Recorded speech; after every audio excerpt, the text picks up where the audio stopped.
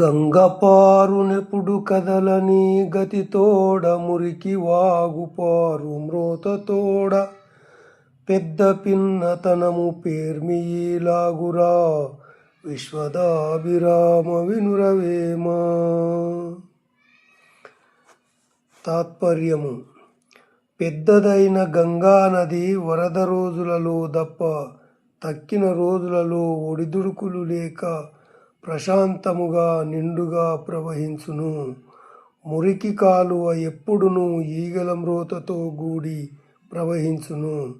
అట్లే పెద్దవారు అనుభవజ్ఞులై ఆవేశములకు లోనుగాక నిండుగా హుందాగా ప్రవర్తింతురు.